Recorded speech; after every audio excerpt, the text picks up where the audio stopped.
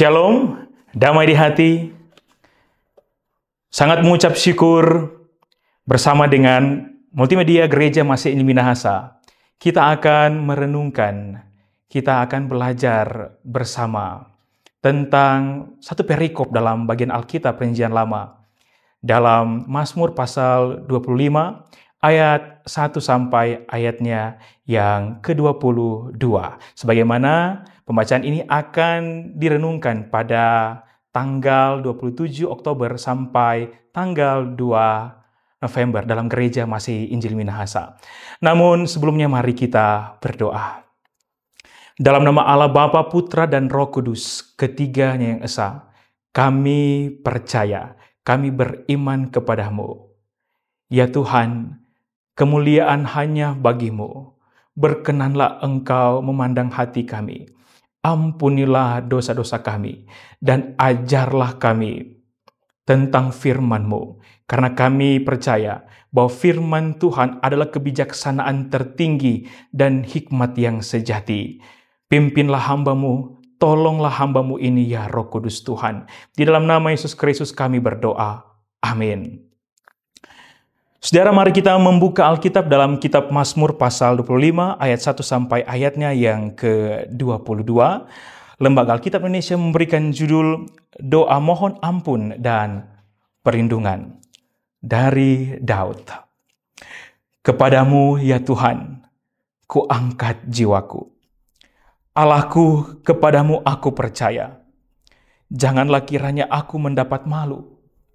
Janganlah musuh-musuhku beria-ria atas aku. Ya, semua orang yang menantikan Engkau takkan mendapat malu. Yang mendapat malu ialah mereka yang berbuat hianat dengan tidak ada alasannya. Beritahukanlah jalan-jalan-Mu kepadaku, ya Tuhan. Tunjukkanlah itu kepadaku. Bawalah aku berjalan dalam kebenaran-Mu, dan ajarlah aku, sebab Engkaulah Allah yang menyelamatkan aku. Engkau ku nanti-nantikan sepanjang hari. Ingatlah segala rahmat-Mu dan kasih setia-Mu ya Tuhan. Sebab semuanya itu sudah ada sejak purbakala. Dosa-dosaku pada waktu muda dan pelanggaran-pelanggaranku janganlah Kau ingat. Tetapi ingatlah kepadaku sesuai dengan kasih setia-Mu, oleh karena kebaikan-Mu, ya Tuhan. Tuhan itu baik dan benar, sebab itu Ia menunjukkan jalan kepada orang yang sesat. Ia membimbing orang-orang yang rendah hati menurut hukum, dan Ia mengajarkan jalannya kepada orang-orang yang rendah hati. Segala jalan Tuhan adalah kasih setia dan kebenaran bagi orang yang berpegang pada perjanjiannya dan peringatan-peringatannya. Oleh karena nama-Mu, ya Tuhan, ampunilah kesalahanku, sebab besar kesalahan itu. Siapakah orang yang takut akan Tuhan? Kepadanya Tuhan menunjukkan jalan yang harus dipilihnya. Orang itu sendiri akan menetap dalam kebahagiaan, dan anak cucunya akan mewarisi bumi. Tuhan bergaul karib dengan orang yang takut akan Dia, dan perjanjiannya diberitahukannya kepada mereka. Mataku tetap terarah kepada Tuhan, sebab Ia mengeluarkan kakiku dari jaring. Berpalinglah kepadaku dan kasihanilah aku, sebab aku sebatang kara dan tertindas. Lampangkanlah hatiku yang sesak, dan keluarkanlah aku dari kesulitanku. Tiliklah sengsaraku dan kesukaranku, dan ampunilah segala dosaku. Lihatlah betapa banyaknya musuhku dan bagaimana mereka membenci aku dengan sangat mendalam. Jagalah kiranya jiwaku dan lepaskanlah aku. Janganlah aku mendapat malu, sebab aku berlindung padamu. Ketulusan dan kejujuran kiranya mengawal aku, sebab aku menanti-nantikan Engkau. Ya Allah, bebaskanlah orang Israel dari segala kesesakannya. Saudara yang kasih Tuhan, kita mengucap syukur karena Tuhan telah menganugerahkan tulisan yang indah dalam Alkitab kita. kitab Mazmur. Dalam tanah Yahudi, kitab ini disebut Sefer Tehillim atau Tehillim, yang artinya kitab puji-pujian. Mazmur adalah kitab yang mengandung lirik yang sangat luar biasa. Kata Mazmur itu dari kata Ibrani mismor, yang artinya pujian dinyanyikan dengan kecapi. Kenapa saya katakan di dalam kitab Mazmur memiliki lirik-lirik yang sangat dalam, kaya makna teologi, dan perasaan yang sangat bertanggung jawab kepada Tuhan? Karena tulisan-tulisan ini lahir dari pengalaman orang-orang yang dipimpin oleh Tuhan. Orang-orang yang bertanggung jawab dengan pelayanan bagi umat Tuhan. Orang-orang yang mau diproses oleh Tuhan. Kita mengenal Musa, kita mengenal Salomo, kita mengenal Bani Korah, dan lain-lain. Dan yang sangat kita kenali, kita mengenal Daud, yang banyak menuliskan lirik-lirik dalam kitab Mazmur. Saudara, kitab Mazmur ini memiliki corak yang beraneka ragam. Dalam corak Mazmur mengandung kepercayaan, mengandung ratapan, mengandung puji-pujian, dan mengandung siara. Saudara yang kasih Tuhan, corak-corak ini melatar belakangi apa yang sementara dihadapi, apa yang sementara dirasakan oleh penulis lirik yang luar biasa ini. Dan kita masuk dalam kitab Mazmur pasal 25 ayat 1-22 dituliskan oleh Daud itu sendiri. Dia memulai dalam ayat yang pertama dengan Le David Leleka Adonai Nafsi Esa. Unto Lord, unto you, O Lord, do I lift up my soul. Kepadamu Tuhan, aku mengangkat jiwaku. Saudara, kata jiwa dalam pengertian yang sangat dalam berdasarkan naskahnya nafsi, dan nafsi ini berasal dari kata nefes. Nefes memiliki arti nafas, nefes memiliki arti kehidupan, atau nafes juga berarti jiwa. Dan jiwa ini kita bisa mendalaminya dalam banyak sekali pengertian. Ada banyak penulis-penulis, bahkan juga Rasul Paulus sendiri mengartikan jiwa itu identik dengan kesadaran atau tingkat kesadaran, pikiran, perasaan. Dan oleh karena itu, ini sangat luar biasa, saudara. Kita melihat Daud, dia mengangkat jiwa dan berdoa kepada Tuhan. Kepada Tuhan, dia angkat jiwanya seperti mempersembahkan. Lift up unto you, O Lord. Ya gitu. Kepadamu Tuhan, aku mengangkat. Mengangkat di sini berarti menuju kepada arah Tuhan. Saudara, ada banyak orang berdoa, tetapi arah hati mereka kepada Mamon. Ada banyak orang berdoa, tetapi kemanakah arah jiwanya? Ada banyak berdoa, ada banyak orang meminta, ada banyak orang mengangkat puji-pujian, sampai mengangkat tangan, sampai bersujud. Tetapi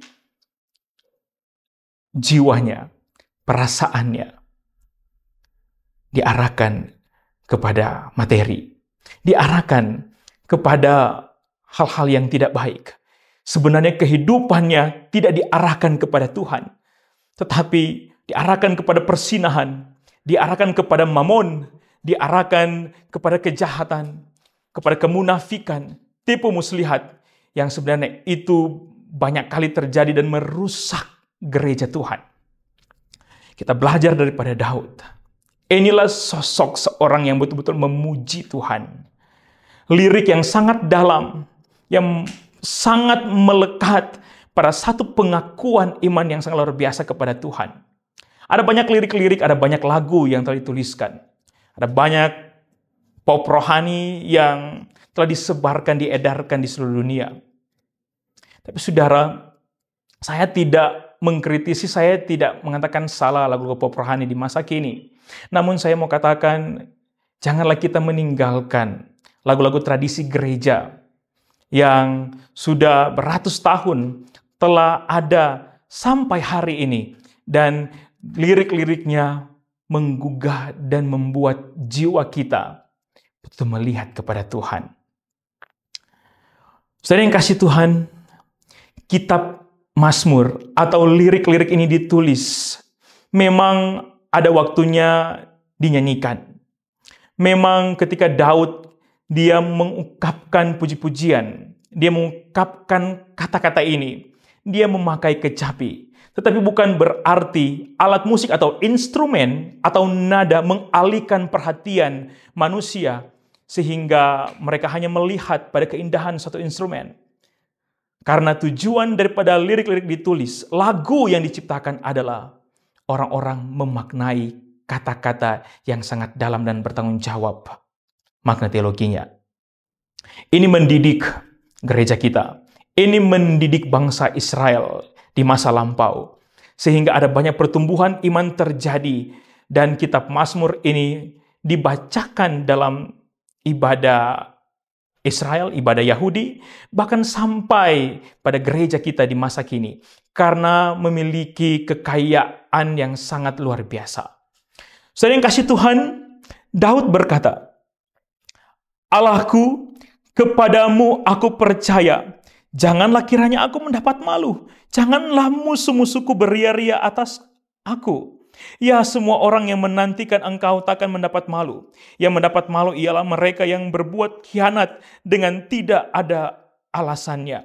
Saudara, ketika Daud telah mampu untuk mengangkat jiwanya, ada keintiman hubungan yang baik dengan Tuhan, maka jiwanya tenang.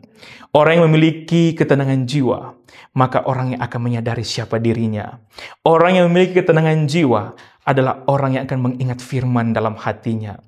Daud mengingat bahwa ketika dia dalam tekanan, oleh karena banyak orang-orang yang mengkhianati dia, kita mengingat cerita daripada Daud sejak dia masih kecil. Daud yang telah diperhadapkan menjadi seorang gembala dan dia mampu memberikan dirinya untuk melawan hewan-hewan buas yang bisa mencengkram dan mematikan kambing-kambing domba. Kita mengingat peristiwa Daud yang berani untuk melawan Goliat. Yang di masa itu tidak ada orang yang sanggup mengalahkan si Goliat, tetapi Daud membuktikan Tuhan Israel adalah Tuhan yang benar, Tuhan yang sejati, Tuhan yang perkasa. Dan kita mengingat Daud yang telah dikejar-kejar oleh Saul, yang telah diancam dan berusaha akan dibunuh oleh Saul. Saudara, kita mengingat Daud yang telah diurapi oleh Tuhan. Kita mengingat Daud yang telah melakukan dosa. Kita mengingat Daud yang telah menyerahkan dirinya kepada Tuhan untuk dia mau bertobat. Dan kita mengingat Daud yang mendapatkan hukuman atas kesalahan-kesalahannya. Dan kita mengingat Daud, dampak daripada kesalahannya, dia banyak dikhianati oleh orang-orang. Cara Tuhan menghukum seseorang, cara Tuhan memproses seseorang, bukanlah untuk membuat seorang terpisah daripada Tuhan, tapi membuat seorang itu menghasilkan jiwa yang besar dan mencintai Tuhan dengan segenap hati. Daud dikhianati, namun bukan berarti hidupnya terpisah hubungan dengan Tuhan.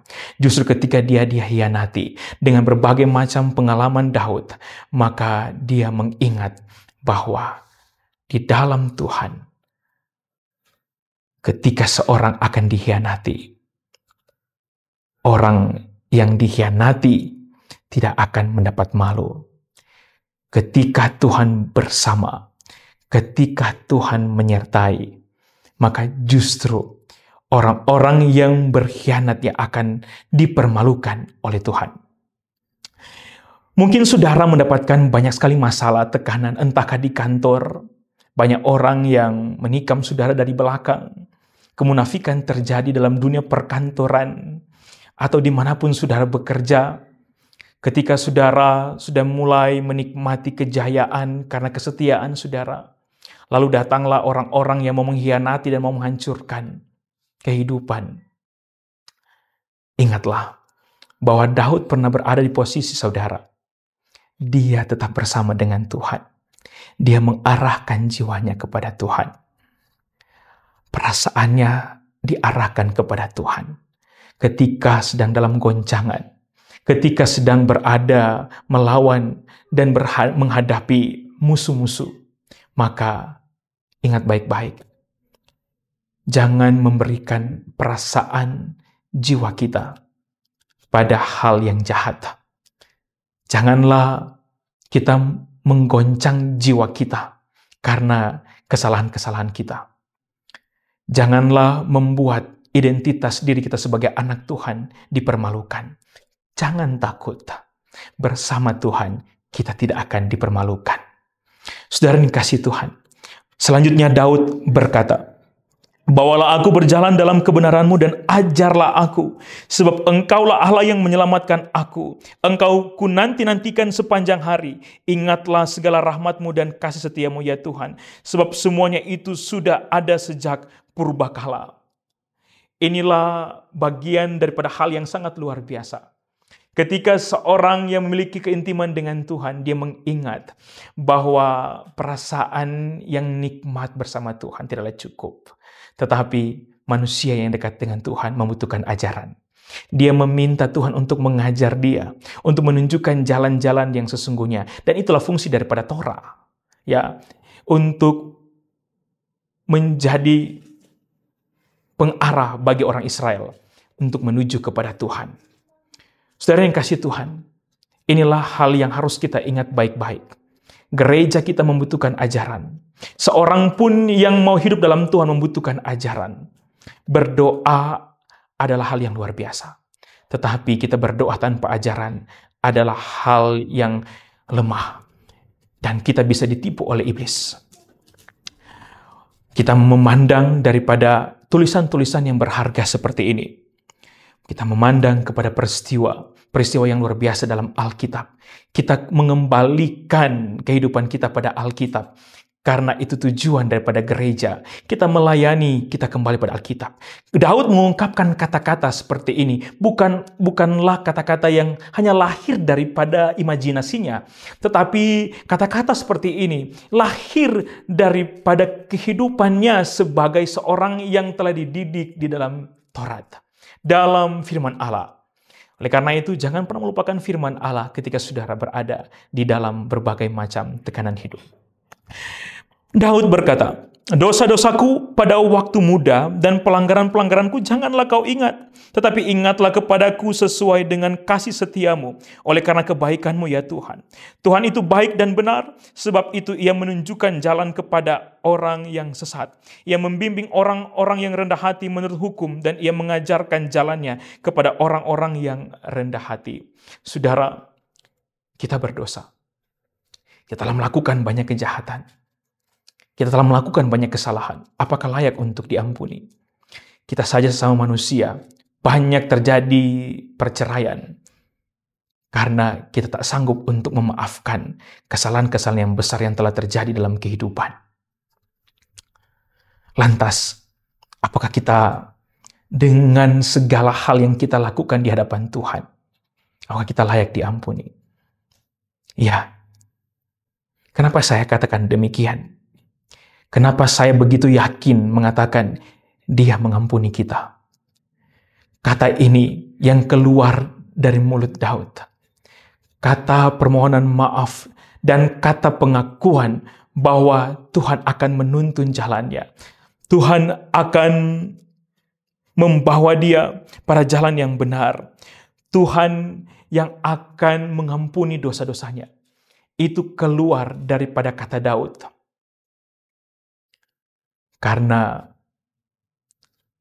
Tuhan sendiri yang menyatakan dirinya. Karena Tuhan sendiri yang telah mengatakan bahwa Dia mau mengampuni kita. Dia menantikan saudara dan saya. Kata pengampunan bukanlah satu definisi atau rumusan-rumusan atau pengertian teori yang keluar daripada mulut manusia.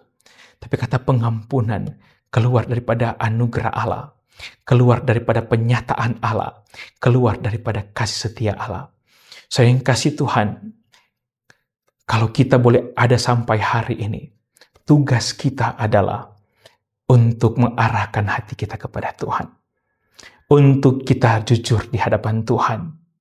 Mungkin orang lain berkata, kesalahan kita tidak layak diampuni.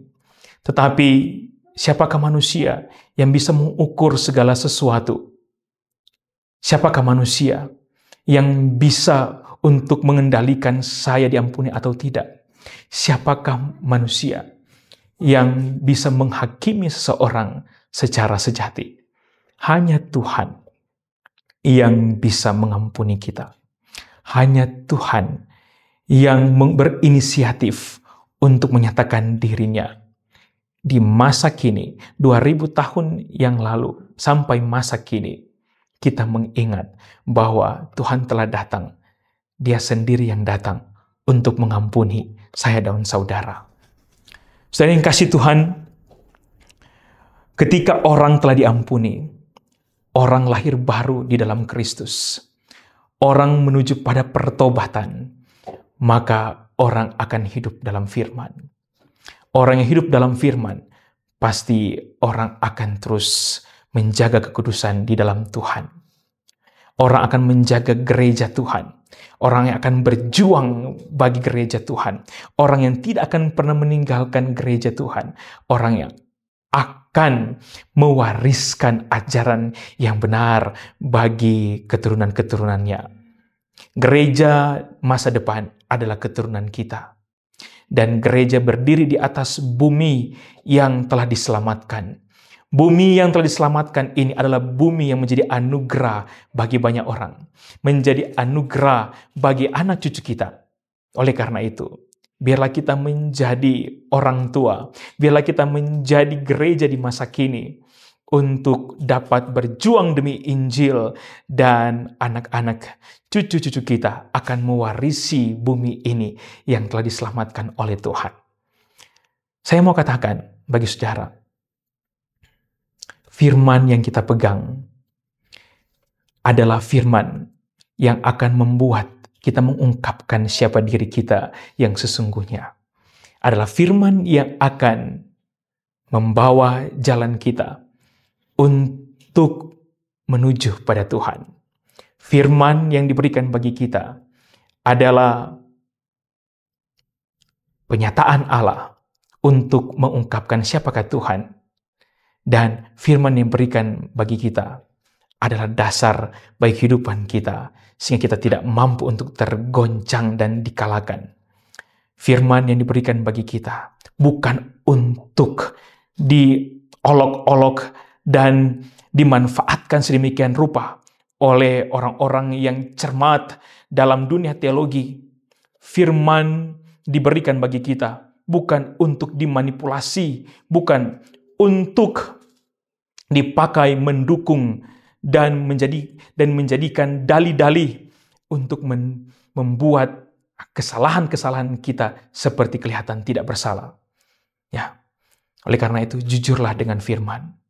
Bersandarlah pada firman Allah. Dan buatlah gereja ini betul-betul berada pada jalan yang benar. Buatlah gereja ini untuk mengarahkan dirinya kepada Tuhan. Untuk mengangkat jiwanya sebagai persembahan yang kudus di hadapan Tuhan. Buatlah gereja ini Bahkan kita sebagai gereja yang kudus, am dan rasuli, arahkanlah pandangan kita kepada Tuhan. Janganlah gereja kita mengarah pada kenikmatan dunia. Janganlah gereja kita berarah kepada pertempuran-pertempuran yang tidak ada artinya. Tapi gereja kita betul-betul sungguh-sungguh menjadi gereja yang diperkenankan Tuhan untuk memberikan kesaksian bagi banyak orang yang mungkin saat ini sementara di dalam keluh kesah, dalam perjuangan iman. Tuhan Yesus memberkati kita sekalian. Soli Deo Gloria. Shalom, damai di hati. Amin.